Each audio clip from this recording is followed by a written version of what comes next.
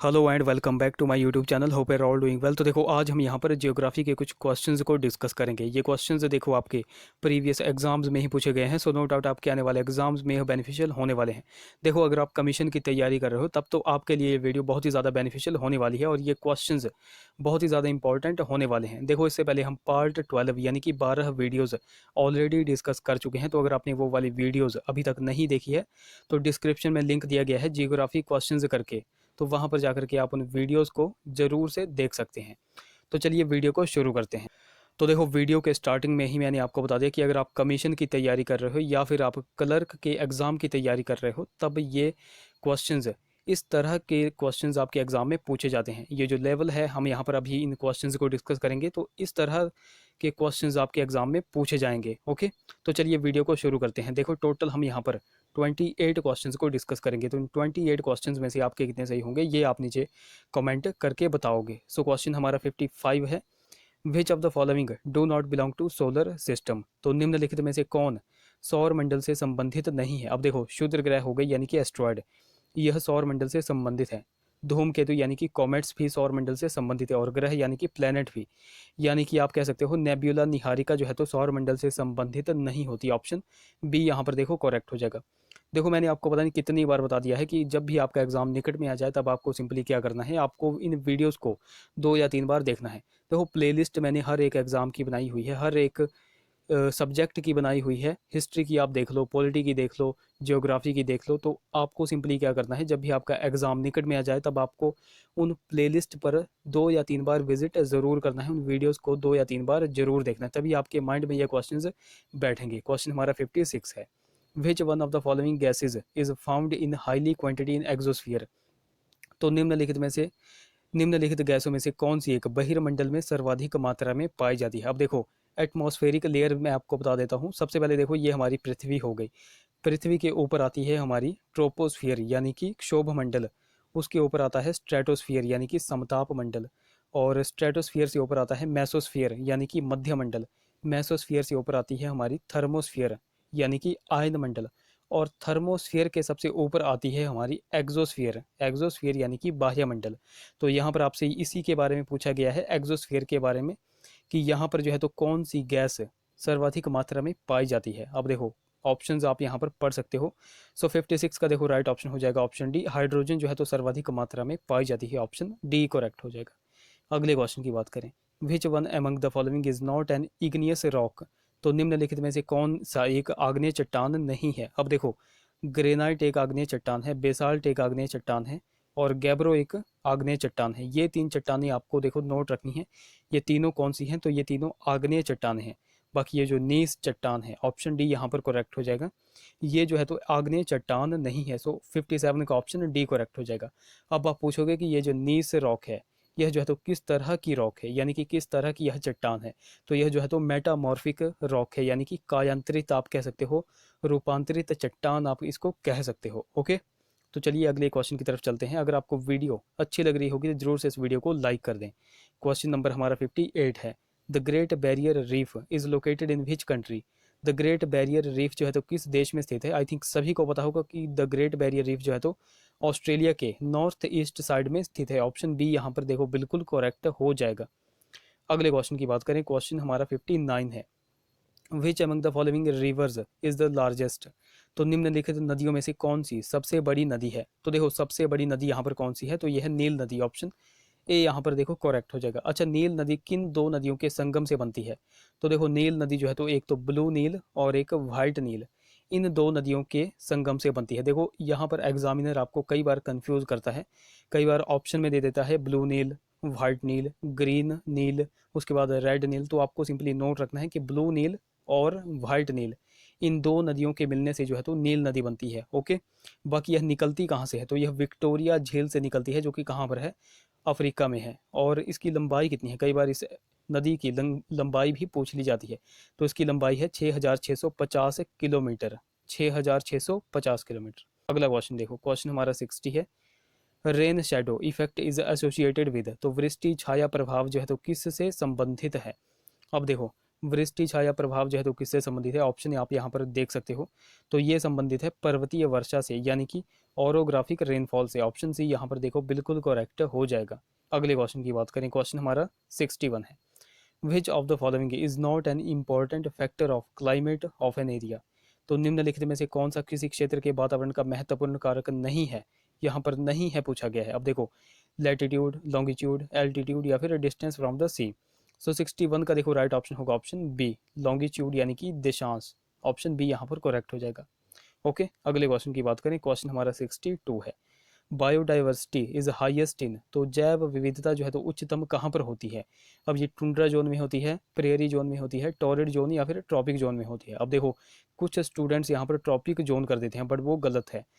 जो बायोडाइवर्सिटी है वो हाईएस्ट होती है टॉरिड जोन में। ऑप्शन यहाँ पर सी करेक्ट हो जाएगा। 62 का ऑप्शन सी करेक्ट होगा। अगले क्वेश्चन की तरफ बढ़ते हैं, क्वेश्चन हमारा 63 है। Sal trees are typical species of, तो साल वृक्ष जो है तो किसकी प्ररूपी प्रजाति है? अब देखो, साल वृक्ष जो है तो किसकी प्ररूपी प्रजाति है? सो 63 का ऑप्शन सी करेक्ट हो जाएगा। यह जो है तो ट्रॉपिकल मानसून फॉरेस्ट यानी कि उष्ण कटिबंधीय मानसून वन की एक प्रजाति है। ऑप्शन सी यहाँ पर करेक्ट हो जाएगा। अब कई बार एग्जामिनर यह तो यहाँ से पूछ लेता है कि ये जो साल वृक्ष हैं यह बेसिकली पाए कहाँ पर जाते हैं? तो देखो, यह लोअर हिमालय में पाए जाते हैं। अब लोअर हिमालय में कौन कौन से राज्य आते हैं? तो ये आते हैं जैसे यूपी हो गया, बिहार हो गया, झारखंड हो गया, मध्य प्रदेश हो गया, उसके बाद असम हो गया, छत्तीसगढ़ हो गया। तो इन स्टेट में जो है तो साल वृक्ष पाए जाते हैं। ये पॉइंट देखो यहाँ से आपको नोट रखना है। अगला क्वेश्चन देखो, tsunamis are not caused by, तो सुनामी का कारण नहीं है। अब देखो, सुनामी जो है तो सुनामी का कारण क्या नहीं है? अब देखो, सुनामी किसकी वजह से आती है? देखो, सुनामी के कारण जैसे वॉल्केनिक इरप्शन हो गया, ज्वालामुखी विस्फोट हो गया, अर्थक्वेक हो गया और अंडर सी लैंडस्लाइड हो गया। तो इन सभी का कारण जो है तो सुनामी है। बाकी हरिकेन, ऑप्शन सी यहाँ पर करेक्ट होगा। तूफान जो है तो सुनामी का कारण नहीं है। 64 का देखो ऑप्शन सी यहाँ पर बिल्कुल करेक्ट हो जाएगा। क्वेश्चन नंबर 65 देखो, willy willy is the tropical cyclone occurring in, तो विली विली उष्ण कटिबंधीय चक्रवात जो है जो कहाँ पर आता है? अब देखो, ये क्वेश्चन भी मैंने आपको पता नहीं कितनी बार डिस्कस करवा दिया है। तो देखो, विली विली ये जो चक्रवात है ये कहाँ पर आता है? तो यह आता है ऑस्ट्रेलिया में, यानी कि उत्तर पश्चिम ऑस्ट्रेलिया के तट पर। ऑप्शन डी देखो यहाँ पर करेक्ट हो जाएगा। अब देखो, कुछ इंपॉर्टेंट चक्रवातों की अगर बात कर ली जाए, जैसे एक तो हो गया हरिकेन। हरिकेन कहाँ पर आता है? तो हरिकेन आता है यूएसए में। उसके बाद हो गया जैसे टॉर्नेडो हो गया, तो टॉर्नेडो भी कहाँ पर आता है? तो ये भी अमेरिका में आता है। उसके बाद हो गया टाइफून, टाइफून हो गया, तो टाइफून कहाँ पर आता है? तो देखो, टाइफून आता है चीन सागर में, यानी कि आप कह सकते हो कि यह चीन में आता है टाइफून। और जैसे चक्रवात हो गया, साइक्लोन, चक्रवात, चक्रवात कहाँ पर आता है? तो चक्रवात आता है बंगाल की खाड़ी, यानी कि आप कह सकते हो कि यह भारत में आता है।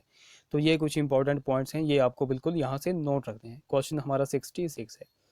World's leading producer of tobacco is, तो तंबाकू का विश्व का शीर्ष उत्पादक कौन सा है? तो देखो, तंबाकू का विश्व का शीर्ष उत्पादक कौन सा देश है? तो ये है option A, China. Option A यहाँ पर बिल्कुल करेक्ट हो जाएगा। अच्छा, यहाँ से आप एक क्वेश्चन का आंसर नीचे कमेंट करके बताओ कि विश्व में जो है तो मक्का यानी कि मक्की का सबसे ज़्यादा उत्पादन जो है तो कौन सा देश करता है? ये आप नीचे कमेंट करके बता दो।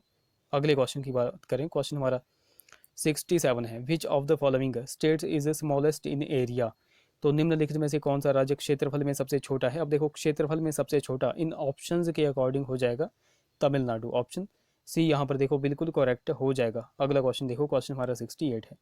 The Gulf of Mannar is situated along the coast of, तो मन्नार की खाड़ी जो है तो किसके तट के साथ है? तो यह तमिलनाडु के तट के साथ है। 68 का देखो ऑप्शन बी देखो यहाँ पर बिल्कुल करेक्ट हो जाएगा। अगला क्वेश्चन देखो, क्वेश्चन हमारा 69 है। Durgapur is located on the banks of river, तो दुर्गापुर जो है तो किस नदी के किनारे स्थित है? तो देखो, दुर्गापुर बेसिकली है कहाँ पर? तो यह वेस्ट बंगाल में है, वेस्ट बंगाल में। और यह किस नदी के किनारे है? तो यह दामोदर नदी के किनारे है। ऑप्शन ए यहाँ पर बिल्कुल करेक्ट हो जाएगा। अच्छा, यहाँ से आप एक क्वेश्चन का आंसर नीचे कमेंट करके बताओ कि जमशेदपुर, जमशेदपुर, तो जमशेदपुर जो है तो किस नदी के किनारे स्थित है? ये आप नीचे कमेंट करके बता दो। यहाँ से मैं आपको बता दूं कि जमशेदपुर, यहाँ पर ऑप्शंस आप देख सकते हो, ब्रह्मणी हो गया, सुवर्ण रेखा हो गया या फिर इंद्रावती हो गया। तो इन तीन ऑप्शंस में से इसका राइट ऑप्शन है। तो ये आप नीचे कमेंट करके बताओ कि जमशेदपुर जो है तो किस नदी के किनारे स्थित है। अगला क्वेश्चन देखो, क्वेश्चन हमारा 70 है। The country that shares longest border with India is, तो कौन सा देश भारत के साथ सबसे लंबी सीमा साझा करता है? तो ऑब्वियसली बांग्लादेश जो है तो भारत के साथ सबसे लंबी सीमा साझा करता है 4096 किलोमीटर की। ये आप पॉइंट नोट करके चलो। अगला question, Pir Panjal range in the Himalayan is a part of, तो हिमालय में पीर पंजाल श्रेणी जो है तो किसका भाग है? अब देखो हिमालय में पीर पीर पंजाल जो श्रेणी है यह बेसिकली किसका भाग है? तो यह भाग है निम्न हिमालय, यानी कि आप कह सकते हो लेसर हिमालय का। ऑप्शन यहाँ पर बी करेक्ट हो जाएगा। पीर पंजाल श्रेणी की अगर बात करें तो हिमाचल प्रदेश में पीर पंजाल श्रेणी का लगभग भाग जो है तो किस डिस्ट्रिक्ट में है? तो लगभग भाग इसका जो है तो चंबा डिस्ट्रिक्ट में पड़ता है। तो हमारा नेक्स्ट क्वेश्चन है, क्वेश्चन हमारा 72 है, the Nanda Devi peak is located in, तो नंदा देवी चोटी जो है तो कहाँ पर स्थित है? तो ऑब्वियसली उत्तराखंड में यह स्थित है। ऑप्शन सी यहाँ पर बिल्कुल करेक्ट हो जाएगा। अगला question, the Gandhi Sagar reservoir is on off the river, तो गांधी सागर जलाशय जो है तो किस नदी का है? तो देखो गांधी सागर जलाशय जो है तो चंबल नदी का है। ऑप्शन ए यहाँ पर करेक्ट हो जाएगा। कई बार यहाँ से क्वेश्चन पूछा जाता है कि गांधी सागर बांध किस स्टेट में पड़ता है? तो गांधी सागर बांध पड़ता है मध्य प्रदेश स्टेट में। और गांधी सागर बांध का निर्माण जो है तो कब किया गया था? तो 1960 में इसका निर्माण किया गया था। ओके, ये पॉइंट यहाँ से आपको नोट रखने हैं। अच्छा, गांधी सागर बांध की आधारशिला जो है तो किसने रखी थी, किस प्राइम मिनिस्टर ने रखी थी? ये आप नीचे कमेंट करके बता दो। अगला क्वेश्चन, क्वेश्चन हमारा 74 है, which one of the following is not a biosphere reserve, तो निम्नलिखित में से कौन सा एक जैव मंडल रिजर्व नहीं है? तो नल्ला मलाई। ऑप्शन बी देखो यहाँ पर बिल्कुल करेक्ट हो जाएगा। ओके, अगला क्वेश्चन देखो, क्वेश्चन हमारा 75 है, which state of India has highest urban population as per census 2011, तो 2011 की जनगणना के अनुसार भारत के किस राज्य की सर्वाधिक शहरी जनसंख्या है? अब यहाँ पर सर्वाधिक शहरी जनसंख्या पूछा गया है, तो यहाँ पर ये आप कह सकते हो कि माइंड बेस्ड क्वेश्चन है। जैसे मध्य प्रदेश हो गया, तो मध्य प्रदेश का आपको पता है कि यहाँ पर जनजातियाँ रहती हैं। ओके, तो ये तो होगा नहीं।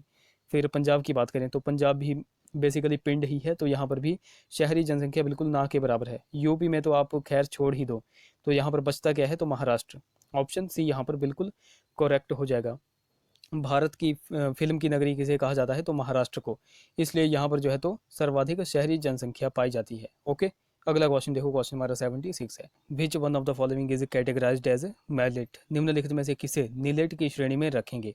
अब आप कहोगे कि सर ये जो नीलेट है ये होता क्या है? देखो नीलेट होता है जिसको हम बेसिकली जो है तो खाने की श्रेणी में नहीं रखते हैं, यानी कि आप कह सकते हो जिसको हम बहुत कम खाने में यूज़ करते हैं।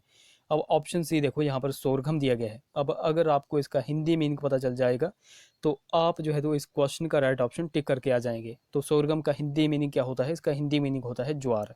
क्या होता है? ज्वार।